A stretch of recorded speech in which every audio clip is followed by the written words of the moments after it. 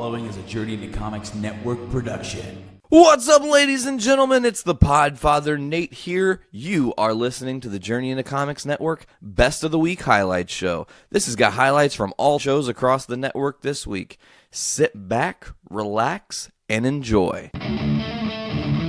Ladies and gentlemen, you're listening to Journey into Comics. Brando, it's bitch-ass cold out, by the way. It is bitch-ass cold in my game room right now. Same in the comic room. Dude, I think last 2 weeks ago I said something about lemonade on the nipples. Was that during the wrestling show? I don't remember. It was one of them. I'm not sure, yeah. But I definitely mentioned lemonade, making lemonade using my nipples, and I could definitely do that again tonight and maybe even have less pulp. I don't know. I've never done it.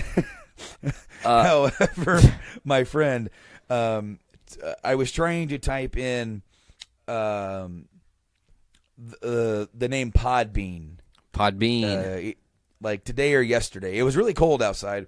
I was trying to show people when that, right around the time that I created Game Addicts podcast, there was another podcast that got created on Podbean called Random Game Addicts or Game Addicts. It's called GameAddicts.podbean.com. It's not us. It's like these kids that were in school. Okay. Using their cell phones. They did 2 episodes, and that's it.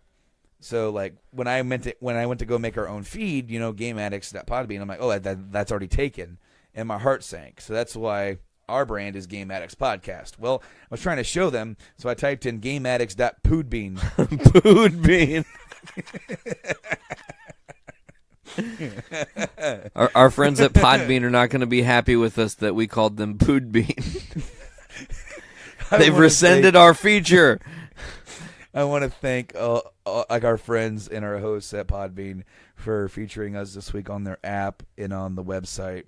It has been a pleasure to have been featured and an honor. I mean, it's awesome because they've always done such great things for us when we needed them to, and the fact that we saw, a significant bump in followers and also downloads and listens throughout the week. It has been such a ride to see it, and I can't wait to do it again someday, man. It was really cool.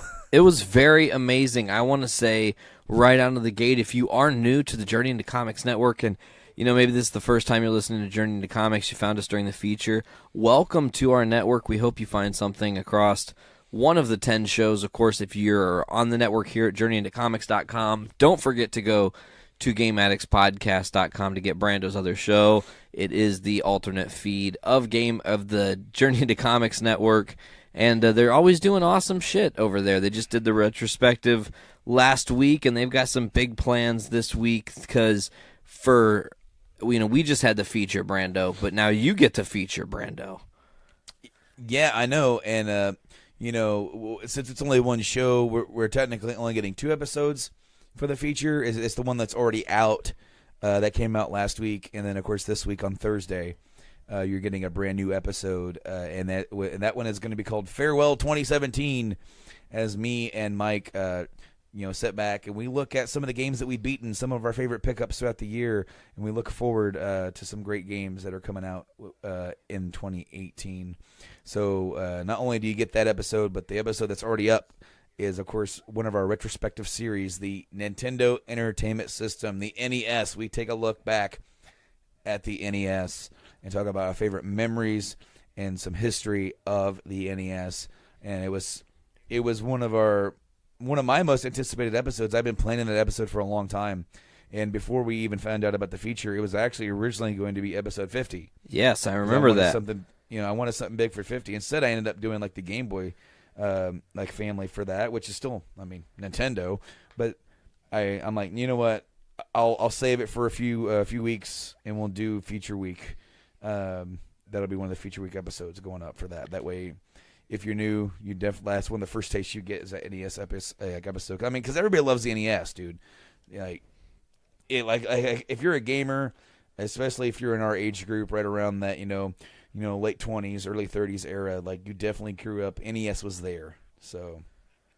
Hell yeah, man! It was my first system. I remember I was actually watching your your gaming pickups revisited too. And you got RC Pro-Am. It's one of my first games I ever played. That was an awesome moment to have you pull that out in the retrospective. I forgot you got that game. But yeah, that's one of the first games I ever played, that and the Ninja Turtles for NES. So that system definitely influenced me. So the story that I shared, so the story that I shared about RC Pro in that episode, I said I spent the night at my aunt and uncle's, and I was having a hard time. I was bawling my eyes out.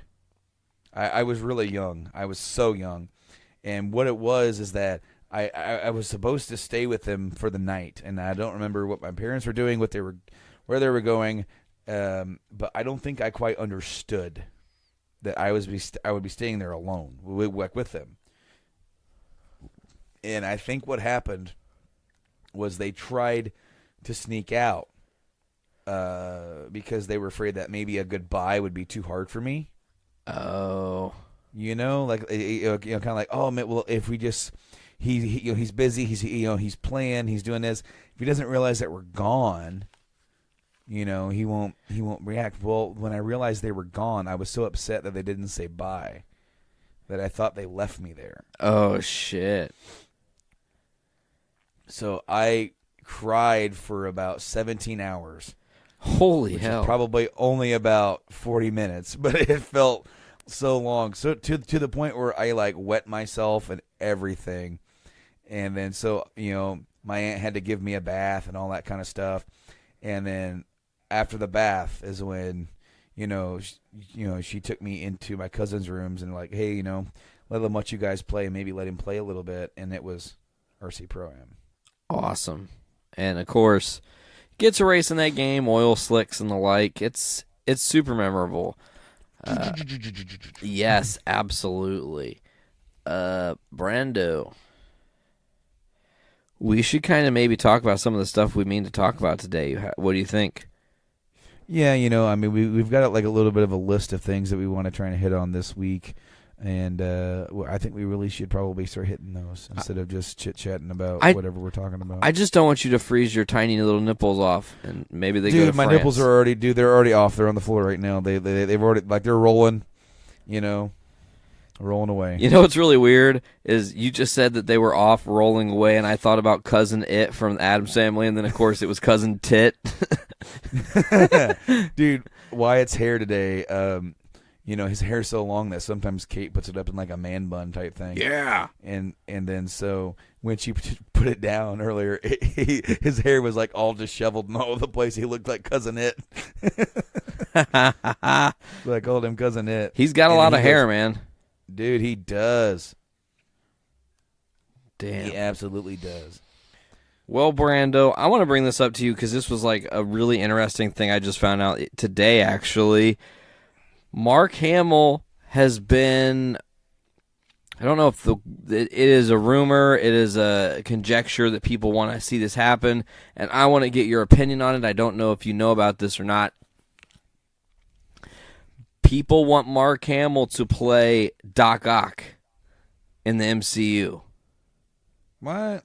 Yes, I think it's a phenomenal casting. Doc Ock and not Hobgoblin, like he played in the... Yeah, totally.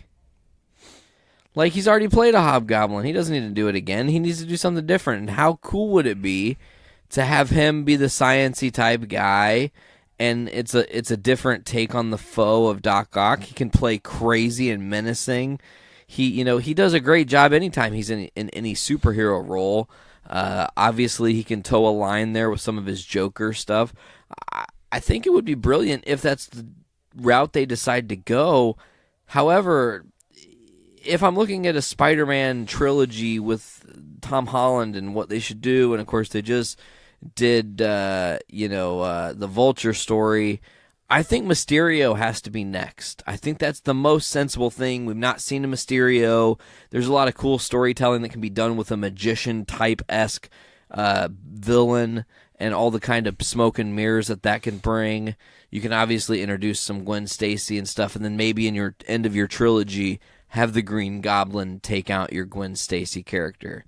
possibly. You've been barking up this Mysterio tree for years. God damn it, I want to see him in the movie so bad. His fishbowl has to make an appearance. Man, you have been like championing this thing. Like, I don't disagree with you. I would love to see Mysterio realized on the big screen. They gave us a loose fucking shocker. Like, I wouldn't expect them to give us any kind of a shocker. That sounds bad, but... A loose shocker. They gave us a loose shocker. Oh, shit. That sounded so bad. Of course, Herman Schultz, first appearance in Amazing Spider-Man 46. He's one of my favorites.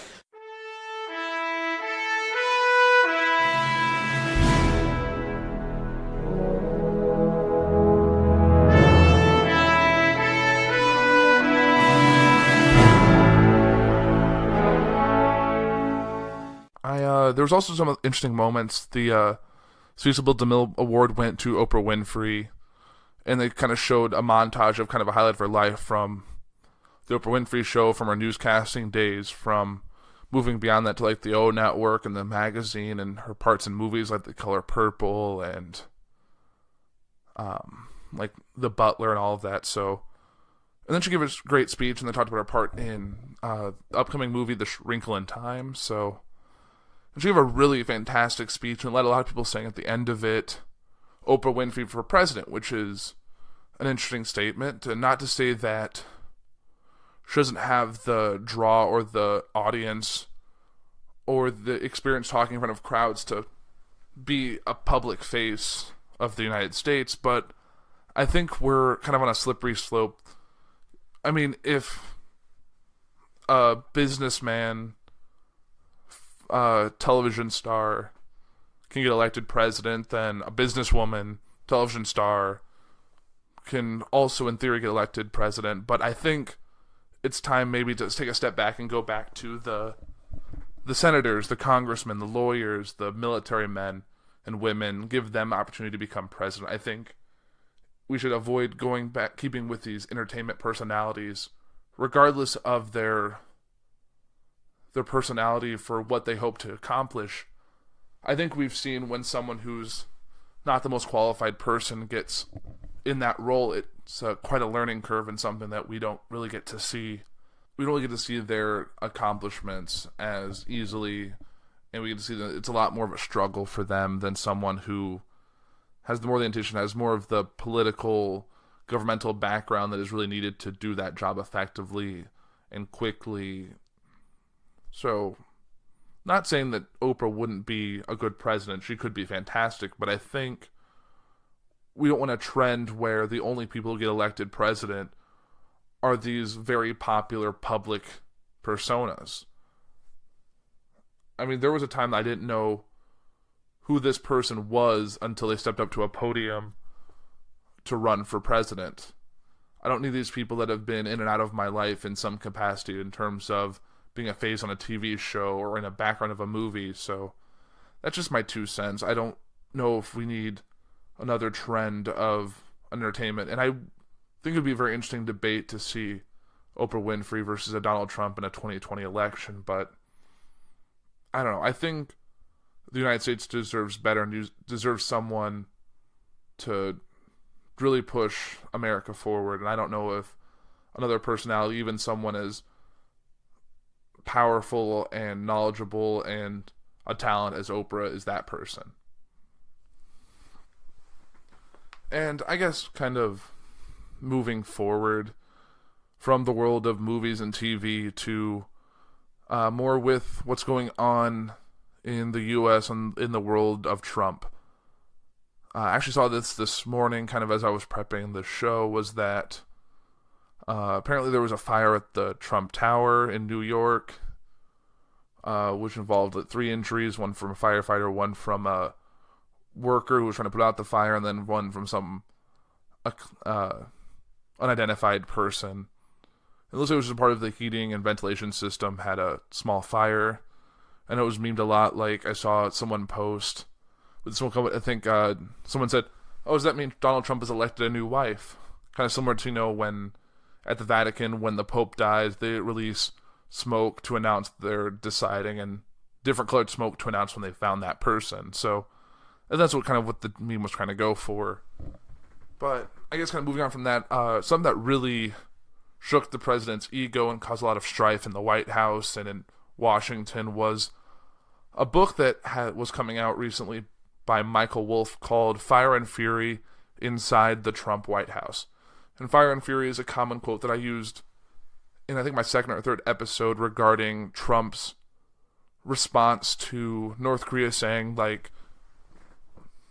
if they do something, we will bring down the fire and fury unlike anything you've ever seen.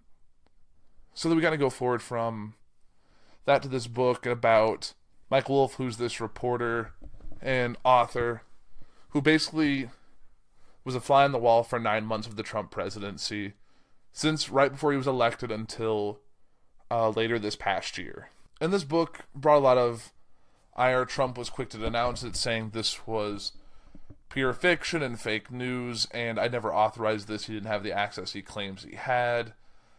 This also caused a major fallout between Donald Trump and Steve Bannon regarding a lot of the stuff he said. And this led to just a lot of the RNC and everyone else quickly denouncing this book. And usually if this book was full of absolute lies, it could easily be done a cease and desist or some kind of legal means to prevent something like this from coming out. But seeing as the book was able to come out fairly easily and been a pretty big seller, I know when I was trying to look for it, it was sold on Amazon for a few weeks, it was sold on Barnes & Noble for a few weeks, so I ended up picking up the Audible version, so I have the audiobook and actually listened to the up through the first chapter before this episode. And it's actually a very interesting read. Only kind of weird thing about the book is that during the author's notes at the beginning, he mentions that some of the reports he has are conflicting, and he sometimes allowed people to tell their own side of the story and let us as the listener or the reader decide on what the fact is.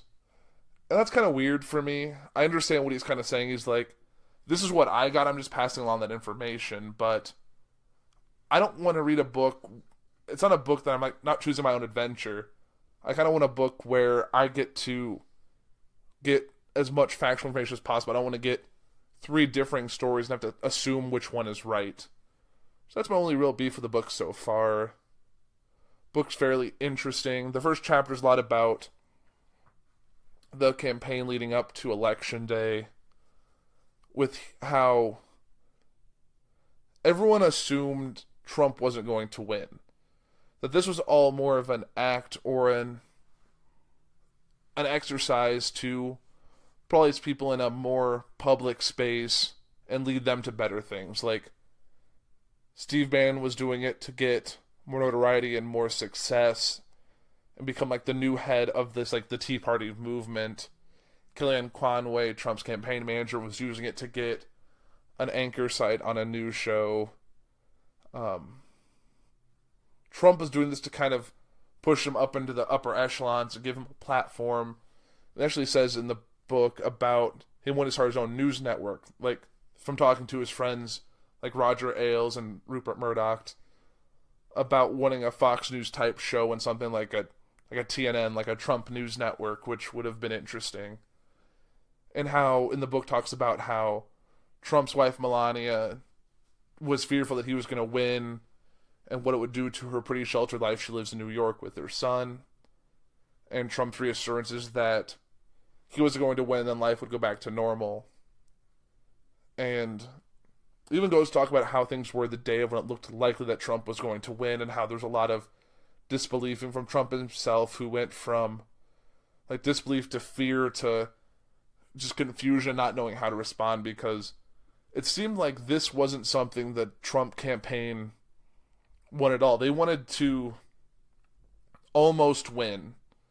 They wanted to get to a point where they could say, wow, we went from nothing to something. They wanted a great campaign. They didn't want a presidency.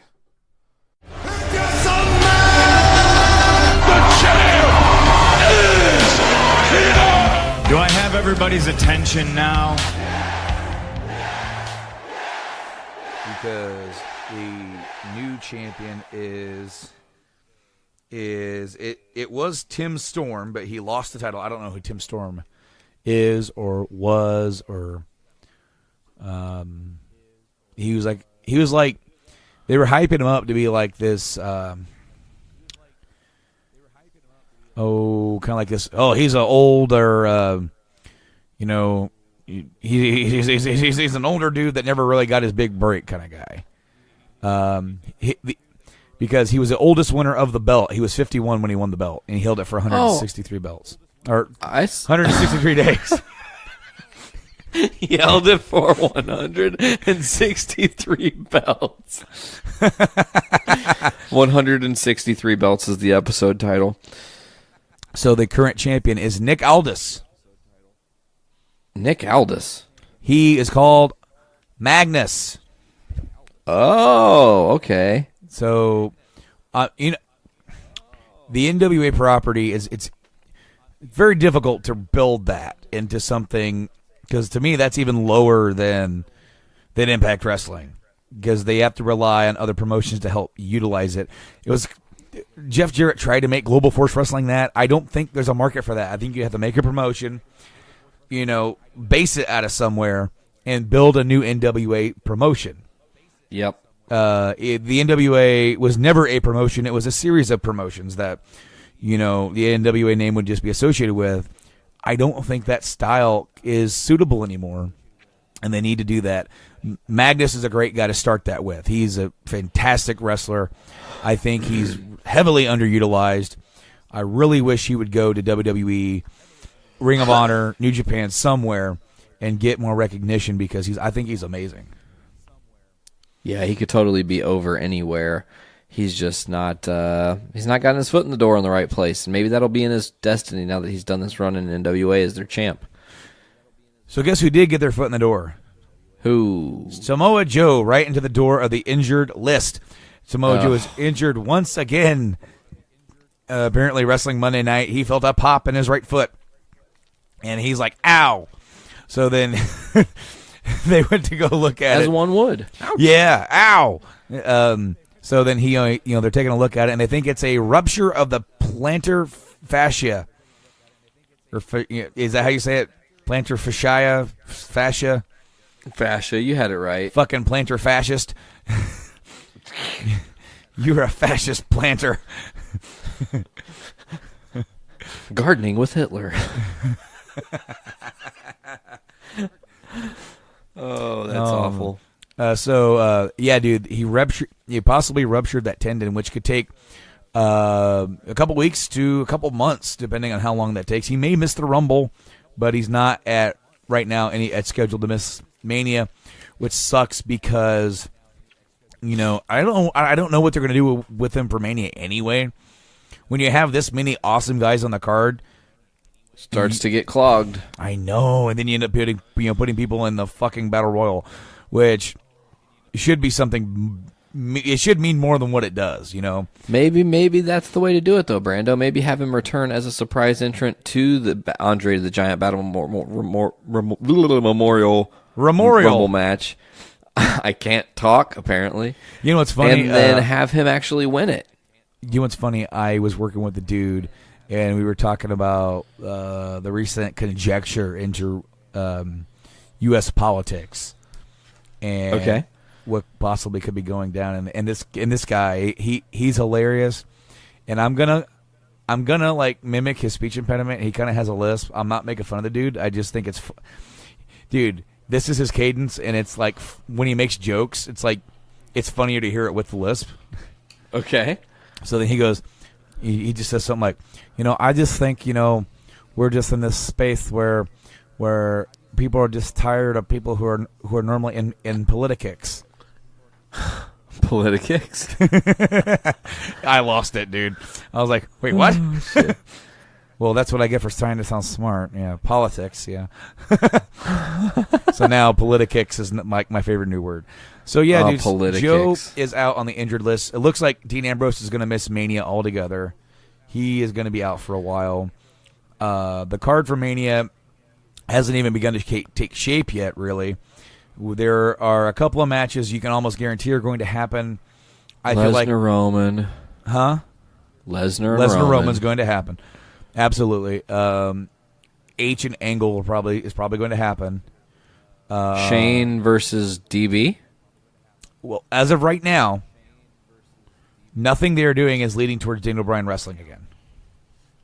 Really? There's even I read there's even conjecture of them turning him heel just to cool him off before he leaves, because they're pretty sure that if they don't clear him to wrestle, that he will not resign. And he's going to want to go wrestle other places like New Japan or Ring of Honor or somewhere else, and they want to try and cool down his popularity before he leaves. It's not going to work. I totally agree. I think it's stupid. But it's going to backfire really badly for them. I just kind of feel like we're in a bad place right now because we're at a crossroads with this whole brain injury thing, right? Where we know more than we knew then, but we don't know as much as we could. Yeah, and WWE is trying to protect the fuck out of Daniel Bryan, so there are no more lawsuits against them. Well, they're trying to protect the fuck out of everybody. The steps that they have taken to help protect people since the untimely death of Chris Benoit, which can be argued is due to brain damage, and also Benoit's family. You can't forget that, but can be it's people are attributing it to his brain damage, saying that they're trying to justify it in that way. So maybe it is, maybe it wasn't, maybe he just went crazy.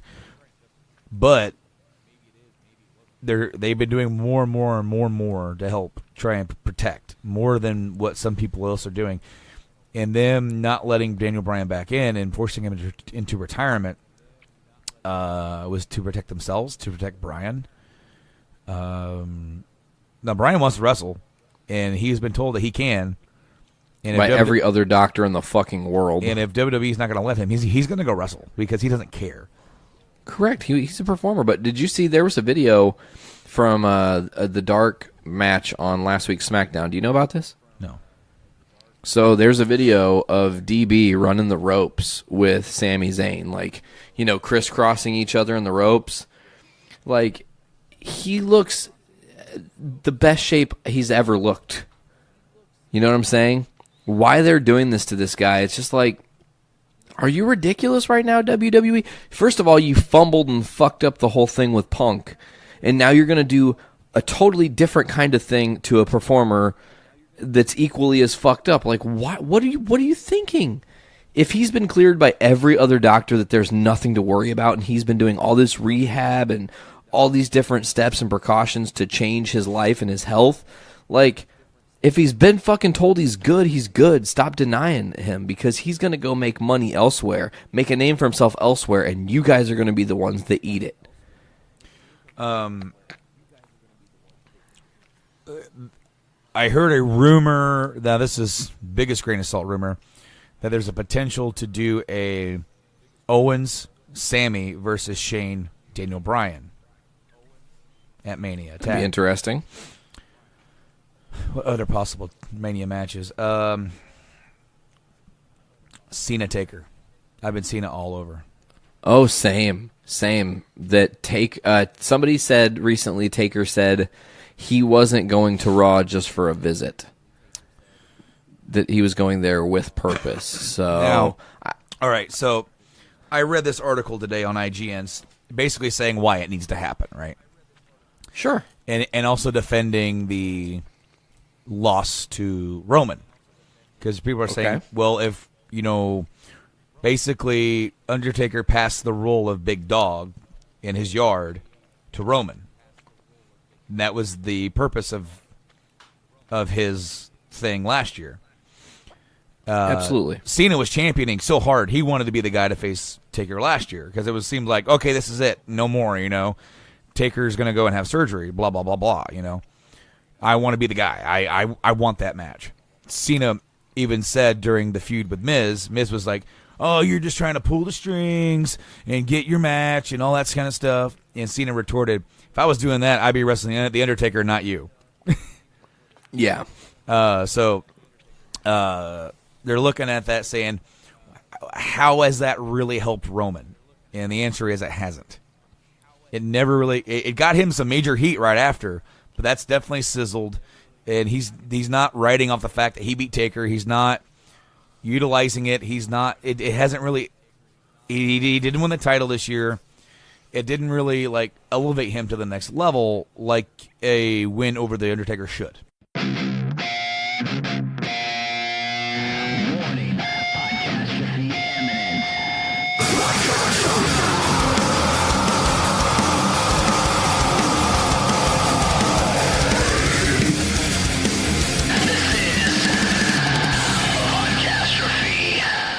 Before we get too far into this, I would like to introduce my other guest, returning, and I would also like to officially announce Tyler McLaughlin as my co-host to Podcastrophe. Hi, everybody. He's not just our little podcasting pet that we can just drag along to any episode we need him on. He is now a host. Co-host. Really happy to be back. Really happy to be here regularly. Yeah. Part of Podcastrophe. And ready to jump back into Judas Priest because Rob Halford, you know, my sister's dad when I was a kid introduced me to a lot of the music that I like now. Mm-hmm. And, you know, we're jamming out to Judas Priest or something one day, and he's like, did you know he's gay? And, you know, I'm like maybe 10 or 11 years old, so this was way before, you know, the gender fluid neutrality, binary identification craze that we've been in for the last year and a half, which there's nothing wrong with that. But so I was like, well, it never really has mattered to me. But you know, he's kind of an old timey dude, so he blurted that out, and I was like, no, Judas Priest is still badass. And he's like, yeah, of course he's badass. But he showed me this interview that Rob did, I think in the early to mid 90s. Mm-hmm. And I can't remember if this was VH1 or who it was with, but, you know, it's just him behind the camera, and they're just hammering him with questions. And they're like, well, how long have you been gay? Well, I've been gay my whole life.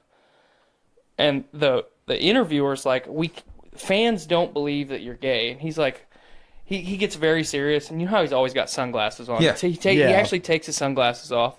And he says, have you guys looked at the clothes that I've been wearing for like the last 10 years? Like, I have always been gay. It's a part of who I am. You either like my music or you don't. And that's part of the reason I like Rob Halford, is because, you know, number one, he's such a good musician, but he's so down to earth. Yeah. He just tells it like it is. He doesn't get, you know, he can have every interview that I've ever seen him do with anybody, you know, he's real casual. He's just, I mean, it's like this. We're just having conversation. Well, you're right. And see, it's all about the idea of, like, your sexual orientation should not define you. Absolutely. You know, he is one of the most badass frontmen in the history of metal. Absolutely. You know, he's a grandfather. He's a pioneer of what you would consider heavy metal. Mm-hmm. You know, you have your Sabbaths, you have your Zeppelins that really created tone. Because you go back and you listen to early Priest. I mean, Sad Wings of Destiny Priest. And it's not quite there as far as sound, but then you get British Steel. And then you get, you know, okay, so then there was the Turbo Lover craze, but there's also Screaming for Vengeance. Right. You know, and then there's Painkiller. Painkiller coming after something like Turbo Lover just kicks you right in the nuts, you know. And I still think that if someone were to ask me what is the perfect metal song ever? Has it ever been written? The closest that I could probably ever say on the top of my head would be Painkiller. I would. It is so 90% agree with balls that. to the wall, badass drumming, badass riffs, one of those badass guitar solos, and it's like, motherfucker, you know what? Anybody tries to like scream and wail like he never stops in that song. Mm-mm. Like there's only like one point in the middle of the song where he lowers his register a little bit.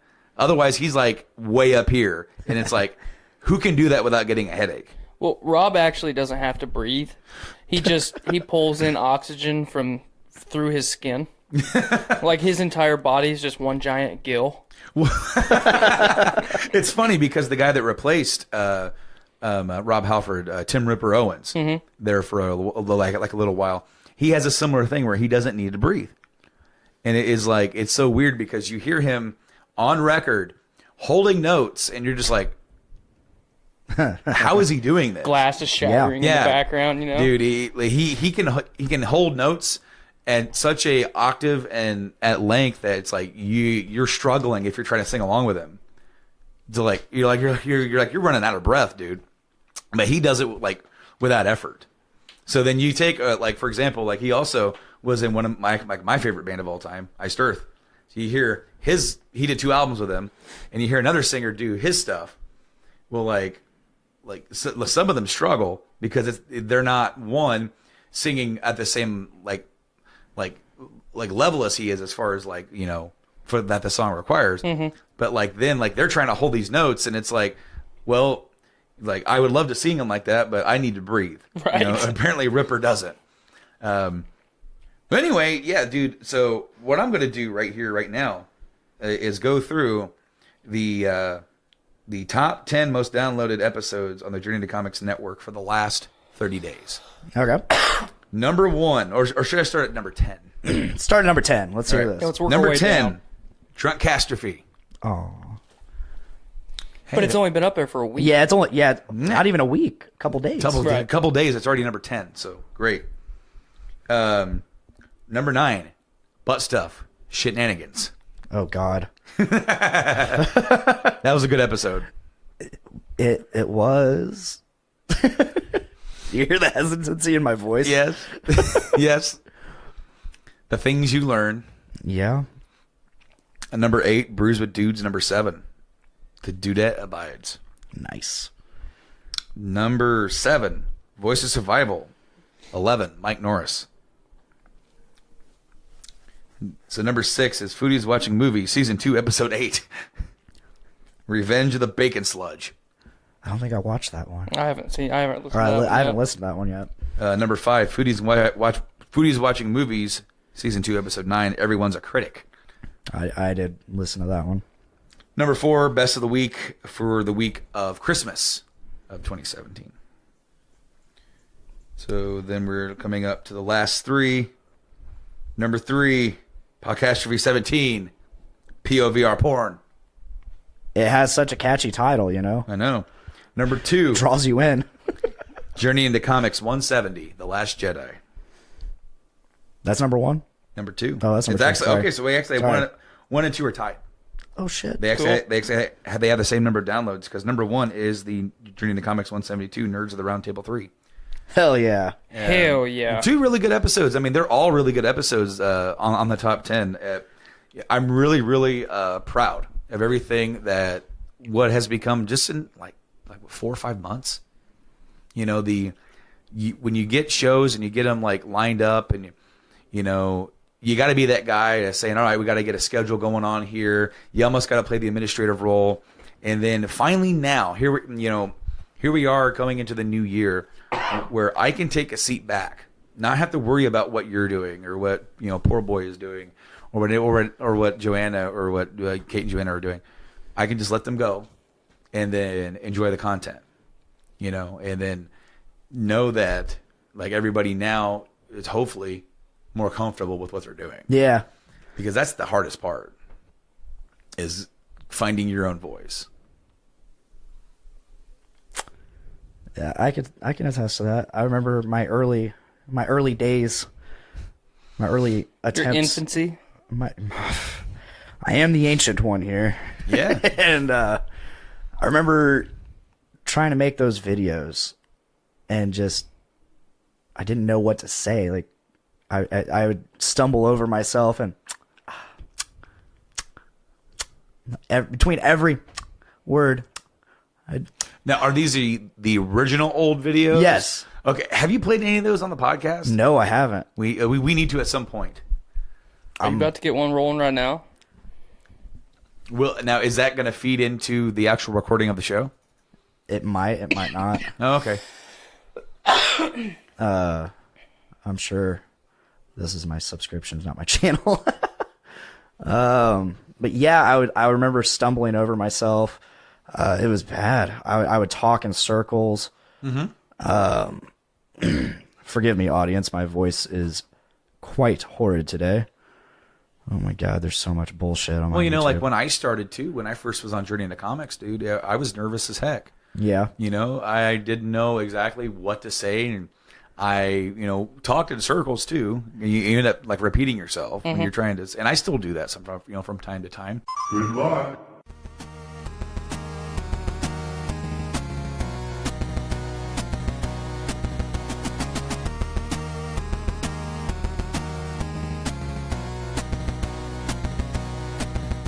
Hey everybody, welcome back to the Game Addicts Podcast, the show where we talk about the modern and retro video games that we play and collect. I am your host, Brando. Joining me here today, as always, is this podcast player 2, Mike. Hello. How is it going today, good sir? It is going very well. Thank you for asking. Oh, man. Of course, we want to welcome you guys all to the show. If this is your first time, if you found the show via the feature week, Yes. I want to welcome you. Basically, the premise of this show is very simple. Two guys get together, we talk about video games, whether it's the latest and greatest that's going on right now, or, like we talk about stuff that we collect because, we're retro gamers, we're modern gamers. We're kind of a mix and amalgamation of both. And today's show is we're going to focus on 2017, looking at what we've kind of, some of our favorite pickups that we've had throughout the year. If you've been following the show, some of these are going to be familiar to you. And then, of course, we're going to be looking forward a bit to 2018 to see what games are new games are coming out, to see, what's on the horizon. Some of these games are probably going to be delayed. Punny. Oh yeah, yeah. We definitely have something to talk about that. But first, as we always touch on this first, newest pickups. So, do you have any? I do have some, but they're all digital. Okay. So, I have one physical. Go for it. So, I picked up Axiom Verge, which For the is Switch. for the Physical Switch. copy. Yes, physical copy. And this is, as anybody knows, is a Metroidvania game. Mm-hmm. I like it a lot. The only a few things that I don't like, and I believe that they are by design. So there are parts where you're climbing up said tunnel, and you're basically trapped in like a computer world. Essentially, is what I haven't beaten it. I'm about 50% map opened and 40% items collected up to this point. So it's good. It's a really good game. It is definitely a very similar feel to Metroid. Very similar. Now, this is an independent game. Yes. It was released originally digitally. Yes. I want to say it's out for Wii U, PS4, Xbox One, and of course now it's out for the Switch. And also I think it's for the Vita as well. Yes. The physical copies, you're looking at Vita and Switch. And if there were ones for the other one, or like PS, I don't know if there was a limited games version that was released. I don't think so. I want to say, okay, so this game has been on my map for a while because if anybody listens to the old Podcast Beyond or PS I Love You shows, they talked about this game because the Vita version was promised for a long time, and even after the PS4 version came out, that the dude who was basically the head of this game was like, "It's coming. We just please wait," and they were getting impatient. Right. So like they were talking about how long is it going to be. Well, finally we got that one, and we got the Switch version as well, and that was $30 for the physical copy. Maybe the receipt's in here. No, Nope, it's not. it isn't. I'll be darned. It's That's very rare. Yeah, pretty uncommon for either of us. So my dislikes of this, I think I went off on a tangent. Okay, yeah, yes. When you climb up, it becomes like blurry, and it like the environment kind of wonks and glitches and pops. Mm-hmm. So it'll have parts where it disappears to black. Some sections will disappear to black and then come back. So that kind of bothers me, but it's by design. It's only in certain areas. I know that one's by design. The other one, so about 50, well, not 50%, I'd say. About 30% through the game, the sound was okay. And then I picked up a certain weapon and fired it.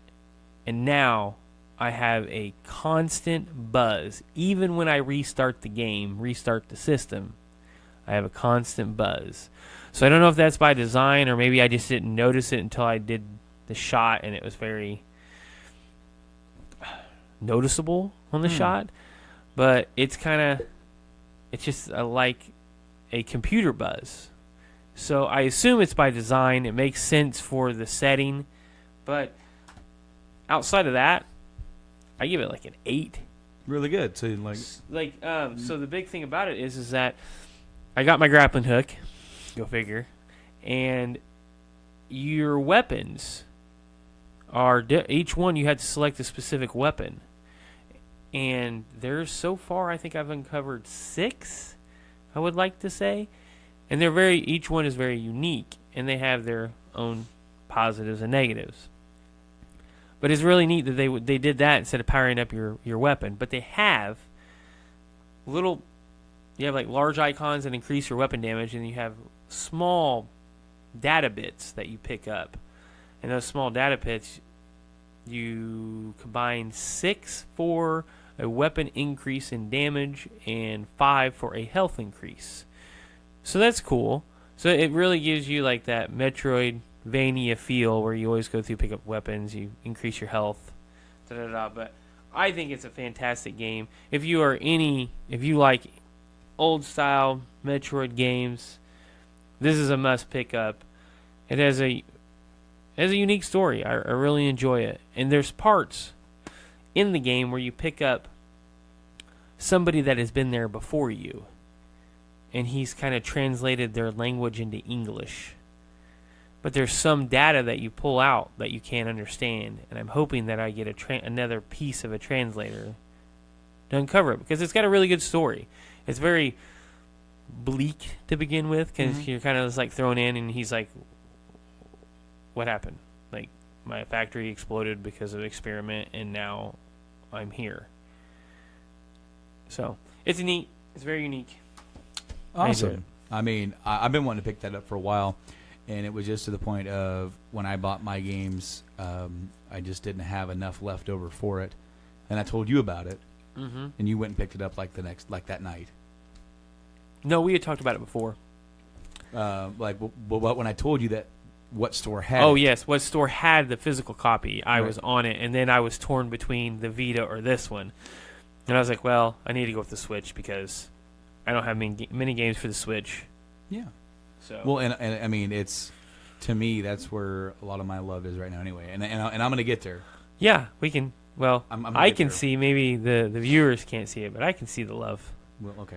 We're definitely going to get there. So, a lot of places, probably Steam. I'm not big and active on Steam anymore. But the PlayStation and the Xbox stores are having holiday sales right now. Yeah. So you can get some really good deals on some games, even some newer games. Right. But even older games are like dirt cheap right now. And so last night, I spent like $18. Okay. Number one, I had to buy a game for my wife, Caitlin, because she said that she wanted it because apparently her and your wife, Joanna, watched somebody play this game, and they were dying laughing. It's called I Am Bread. Yes. So I Am Bread is on sale on the PlayStation Network. By the time you guys are seeing this, it's no longer on sale because I think the sale ends like tomorrow, but which we like January 2nd. However, it was on sale for $1.94, and it's normally $15. Huh. So have you ever seen gameplay for that? I have. It is unique. I have definitely seen it. So I picked that up for $1.94. And then I picked up a game that I've been wanting to get for a while. It is a newer made indie game. And this game was available physically, but when I looked it up to see if I could buy it, physical copies are going for $100. So not going to happen. No. Not going to happen for me. So I bit the bullet. It was like normally priced at $15, and it was down to like $8, maybe $7. Okay. Maybe it might have been a little bit more than that. No, it was around $8. No, maybe it was $10. Maybe it was $9.99. Whatever, right? way cheaper than $100. Undertale. Have you ever heard of Undertale? Huh. It is a newer made 8-bit RPG. And it's unique as in the battle you have mini games where you have to try and it's hard to explain. It's almost like a puzzler within the RPG. Huh. It is very different. I haven't even fired it up yet because I bought it last night. But the last thing I got revolves Dragon Age Inquisition. Now, before this show even started, this won my personal game of the year for 2014 when it came out. In 2014, I thought this is the best game that year. Yeah, it was a good game, for sure. It won a lot of Game of the Year awards. And, of course, I am a Dragon Age fan. I really enjoyed and loved the first game. Of course, if anybody's ever played this, it's BioWare. It is very reminiscent of the old BioWare gameplay style, the old KOTOR. Right. Knights of the Old Republic. They've kind of made their own medieval lore here with this, with their thing. So this is the third Dragon Age game, but I never got the DLC, and the DLC was on sale. How much? $5 For all of it? Yeah, and it's normally priced at $30. I might pick that up tonight. So, I think I got $5 on. So, granted, when was the last time that I played this? A while ago. Right. A long while ago. I never went back to it. I haven't revisited it since I beat the game in early 2015. Right. But suddenly, I just beat the game I was playing. Could I relaunch this? Yes. Will I right now? Yeah. I'm torn. I really am. I really am torn. Because this game is worth it. This game is so worth it. And you know what? The only thing that that I'm hesitant about is because I never completed Dragon Age 2. Now, I have Dragon Age 1 Awakening, which is the expansion for 1, and 2 for the PS3. The problem is that my BioWare EA account for the PlayStation is not linked to my email address. It's linked to Silent Rob's. Right. We shared a PS3 for whatever reason. My PSN ID for those games links to his. And then my Xbox 360 account links to my PS4. Huh. It is messed up. So when I went to go into this, they have a little thing where you can make some of the choices that you made throughout Dragon Age 1 and 2, whatever, to try and to make it to where it's not just the base Inquisition going in, which is fine. You can start the game that way. It's really only subtle world building. Right. Little changes here. Your original hero of Ferelden for the, I can't remember. Hawk. Well, we'll see. There's Hawk. He was the hero of Dragon Age 2. Yeah. But your personal character that you created in Dragon Age 1 is not in this, but he does send a letter. Right. And decisions that you make. You can make the king to be Alistair, I think his name is. You can choose to make him king or not. And because he shows up in this game, and he's either king or not, and it's just subtle changes. Right. And then there's changes with Morrigan if you romanced her with your hero. If not, it changes slightly, ever so slightly. But I was attached to that character. He was my dude. Yeah. And so when I went to make my Inquisitor, I wanted that. But now I've got those DLCs. I got 3 big story DLCs and a few other slight ones that expand the story of this. And they're all rated pretty good. And I like this game enough to eventually go back to it. See, that sucks because I have to start all over because I lost my healer. Oh, yeah. Well, I got halfway through. Well, and that's the thing is that it's been so long for me, I might just start over. I'm going to start over anyway. Right. Because I want to refresh on the story. I want to rebuild everything. Maybe even make some slightly different choices. Right. I was mostly 100% in love with my choices. I loved my romance choice. I loved the way that starting off, I was kind of confused on the story. Oh, cats are fighting. They're fighting over your bag. They're fighting over the bag. And here comes the dog to break it up. All right, you two. Yeah, break it up. Had enough. He's the police dog of the house. Come on, guys. He's giving me the puppy dog eyes. Yeah, will you play with me? We're recording a show right now. In my giant ears. But anyway, yeah, I wanted to bring it up. Now, here's the odd thing. I went to go buy this last night or check out because I think it said that I saved like about $40-something, maybe almost $50 Right. off everything that I bought, which is only like 3 things, but that's really good because I don't really like to buy digital, and the only reason why I don't go out and buy the Game of the Year edition of this is because you just get to download codes anyway. Right.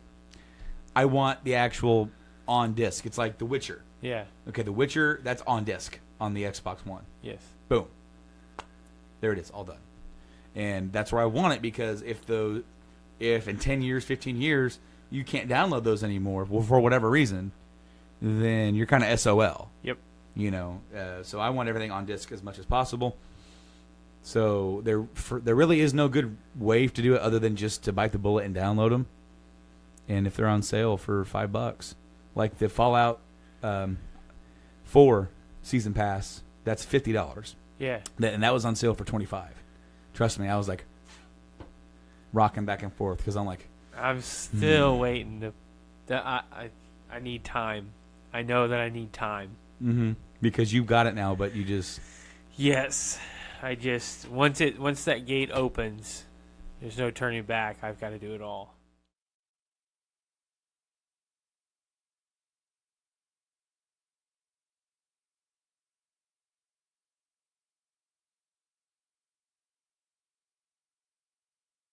You're listening to the Voice of Survival podcast.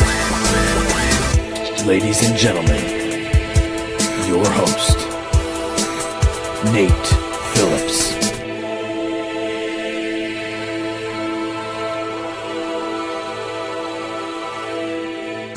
It's starting to get warmer out.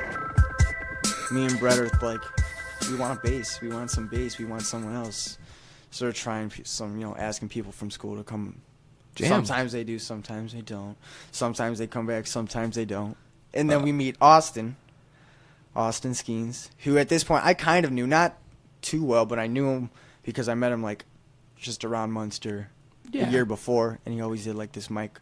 Was like in Monsters Inc. the slug lady that moves across. Yes. Like, Mike Wazowski. Yeah.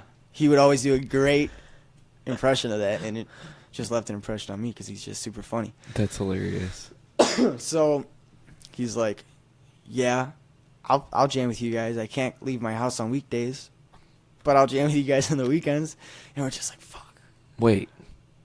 Can we get into that? Is that something we can touch I don't know. here? I don't know. I don't know what it is. It's just there was never any resolve. It was just the rules. He just, because I guess it was great. It was grades first with his family. Okay, I respect that. I mean, in some parents you have to take it to the extreme because that's just the way the kid is. I totally get that. Moving on. So like, he comes out on the weekends and it's a lot of fun. We're just like, you're vibing with each yeah. other. Now it's 3 of us just making whatever. And we did that, and then summer came, and just spent the whole summer doing that. We'd have the garage door open, just playing music. Go. Yeah, just fuck yeah. Having like our own little songs, trying out different things, and having fun more than anything, and just like doing that, then going and hanging out, doing that. We were just kind of always together because we're just like really good friends, and then we're playing music that we love together, so we're just. You defined the camaraderie of a real band. I had that with my first band. It's different, when you get older to have that, because like when you're kids, you need peers and like-minded individuals, and if you come up together, there's no greater feeling, really, genuinely. And it's like now I'm super thankful because I started my journey in music with Brandon Stone, who now is such a big influence and a part of me in the podcasting world, who really helped to make Journey into Comics Network and everything we have here what it is. So that camaraderie that you're talking about, I totally feel it. You're going everywhere together. You're listening to the same music together. You're absorbing everything together. Yeah. You're making moments that you to this day cannot forget. And there's those moments where you just look around and you're like, damn, I got some cool fucking people in my life, and I'm really grateful right now. And that's an awesome experience. So you, Austin, Brett, 3-piece. You're starting to, the wheels and everything we're getting there. Yeah. What happens next? Is there any decision like, You guys know we could totally play a gig, the three of us. Did you try that? I always like wanted to, but we just never really didn't book it. We didn't. Yeah, like, hey mom, can you drive us to this, gigs, and then like, you know what I mean? But like, it was just like we didn't know who to talk to. We didn't know what to do. We wanted to play, but we didn't have any. It's a wild The only rep. access there was Battle of the Bands at school. Oh. And I'm gonna rewind to freshman year real quick. Sure, do it. Please do. And I see Battle of the Bands for the first time with my friends at the time, and one of the bands on there was called The Censored, and it had lead guitarist Nick Blackstone. Okay. And I see him, and he's wailing on the guitar, doing his thing, wah and distortion, and I'm like 15, like, holy I want to do that, I want to be on there. And then they won, and I'm just like, oh my god, dude, that looks so cool. I want to do that. And I'm making music, so it's like, should be cool.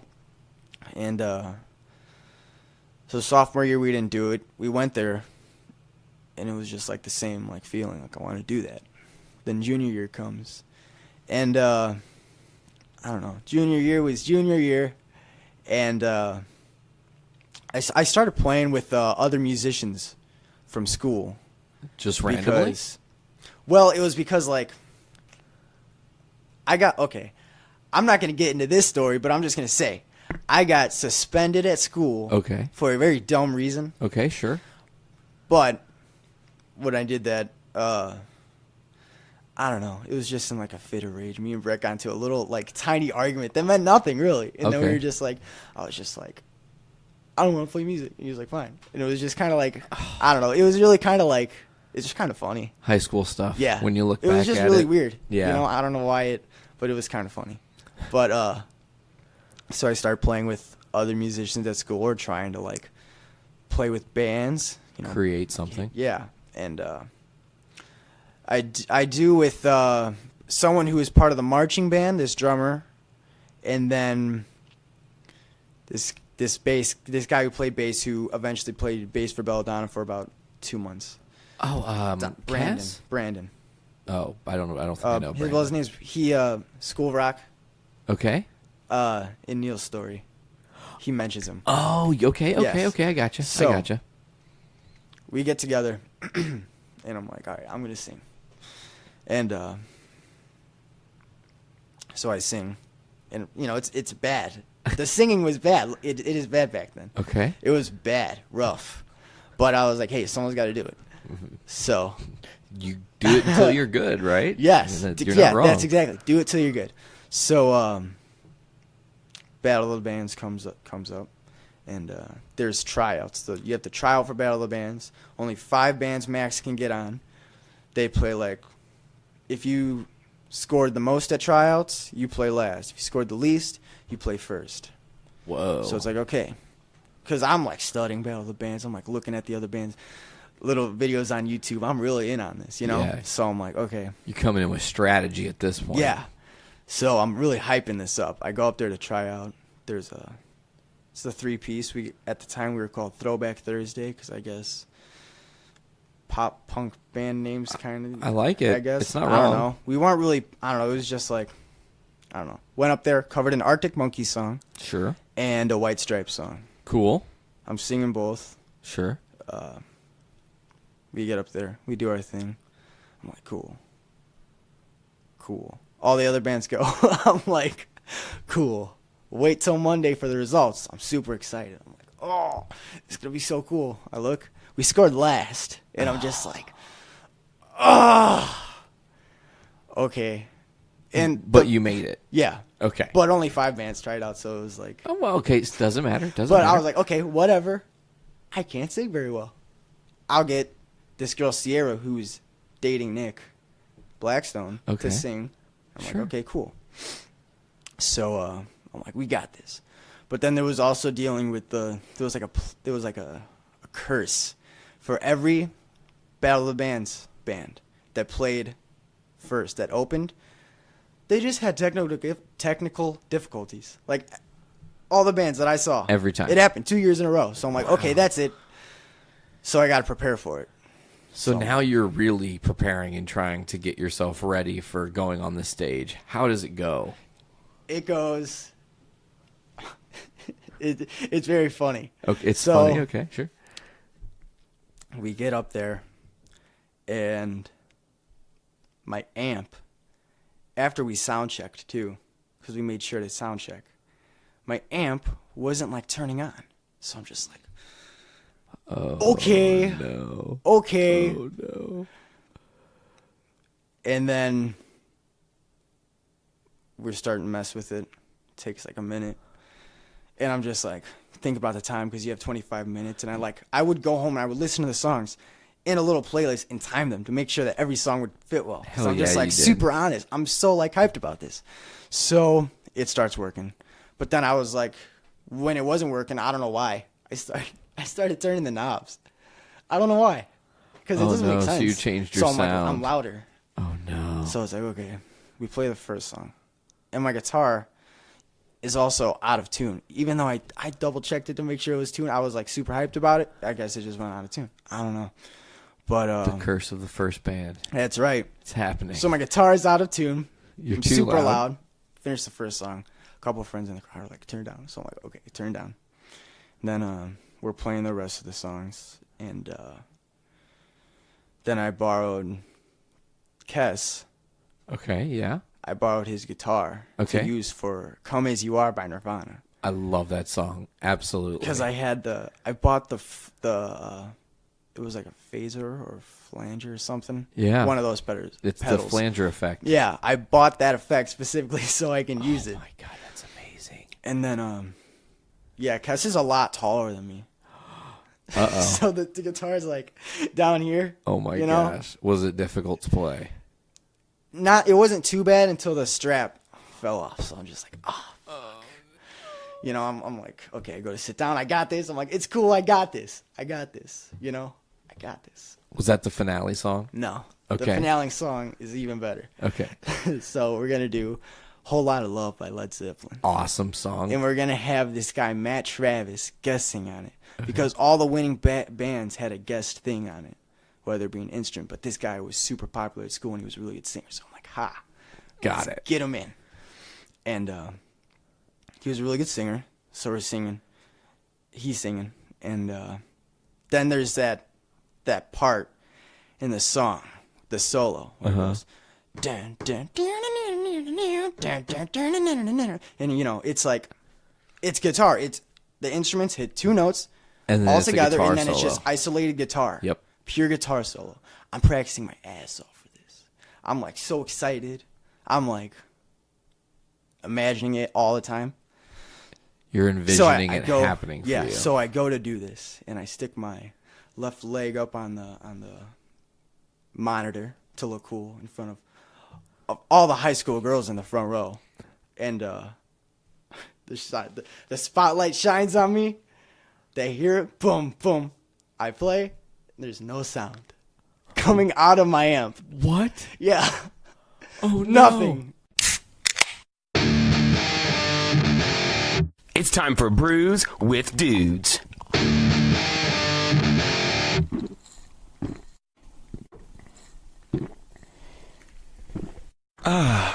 Juicy. Cranberries. What do we got here?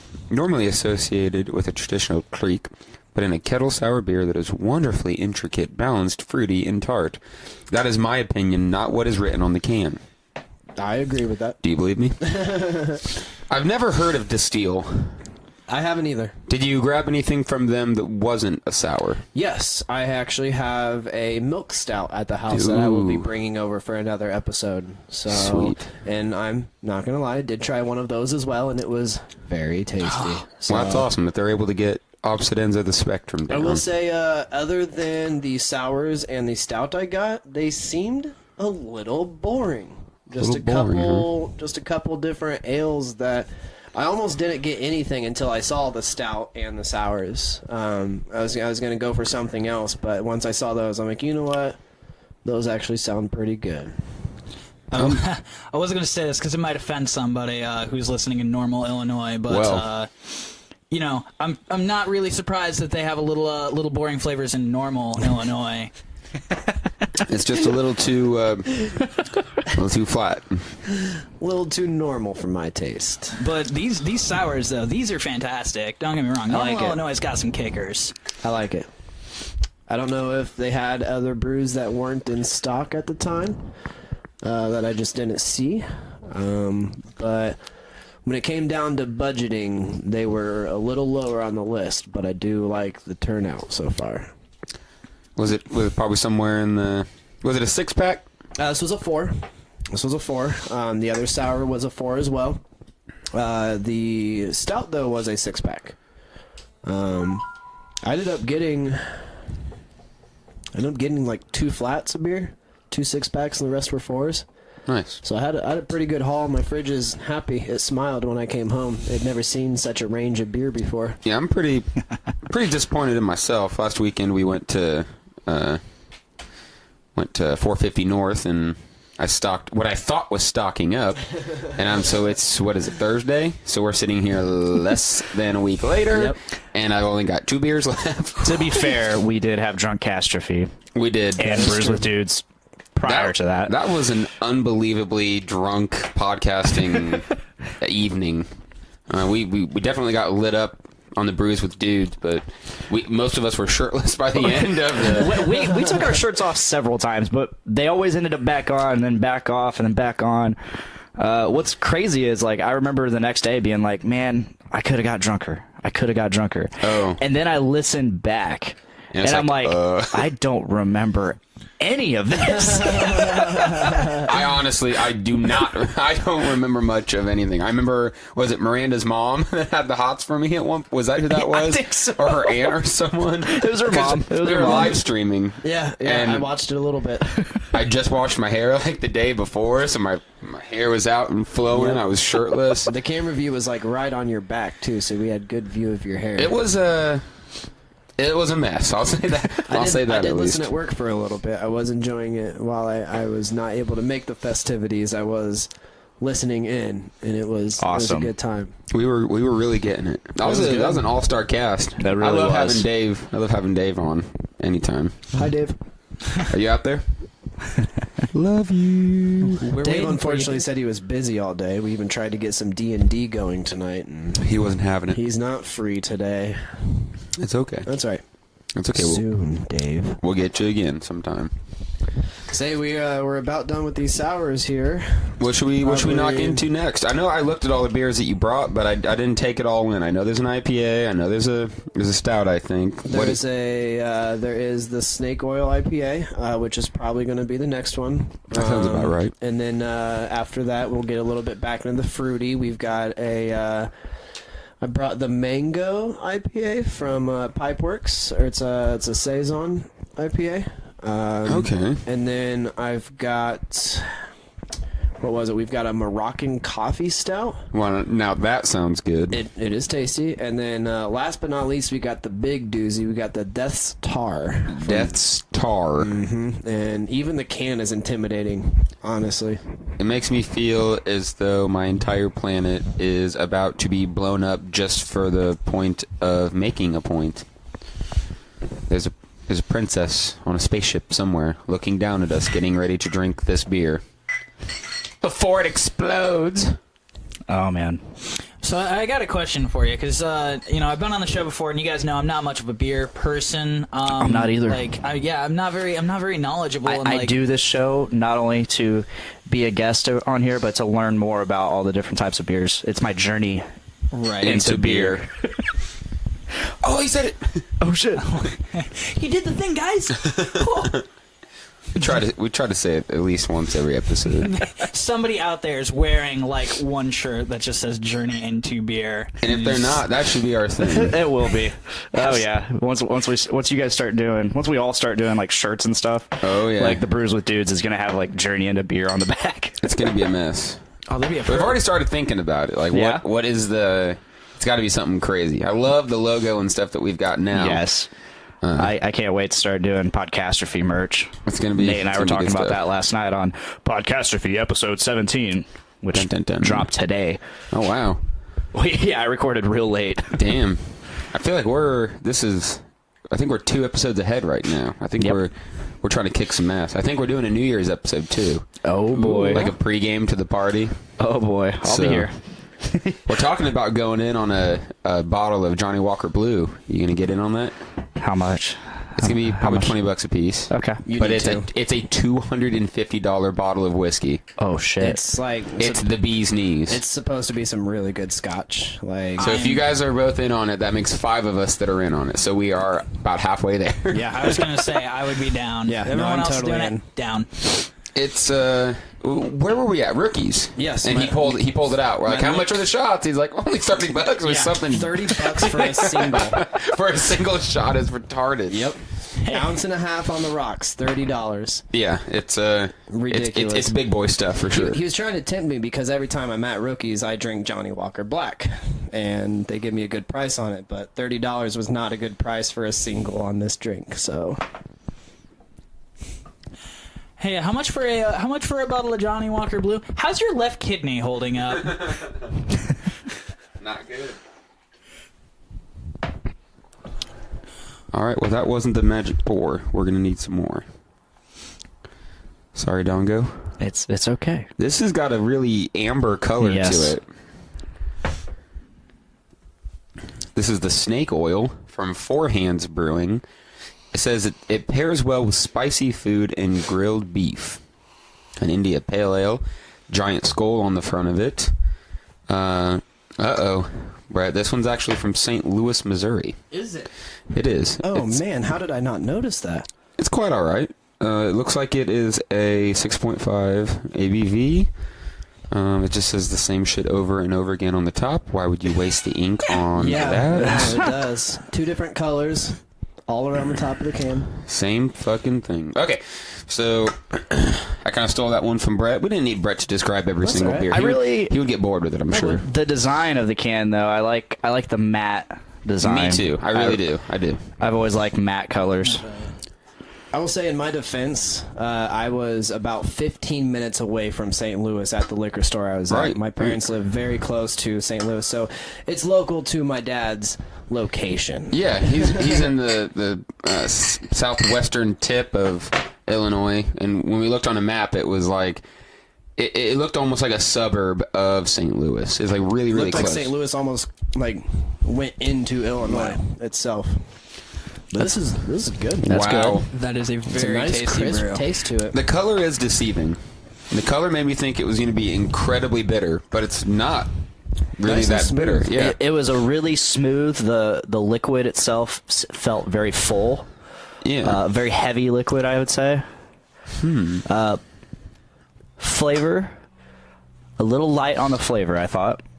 Yeah, I'm not what the IBUs are. I'm not getting a very crisp taste like you said, but definitely enjoyable. I could definitely sling one or two of these back. Mm-hmm. And that's the thing, like with me and sours, I can only have one sour and I've got my fill. Something like this, it's not too high on the ABV. You know, it's not too bitter, so it goes down pretty easy. I could definitely put a couple back and probably be a little lit afterwards, but it'll be all right. Definitely more than a little. If I drank that whole 4-pack, it would probably make me feel silly. Just plain silly. Just a little bit out of the loop. This does have a really good taste, though.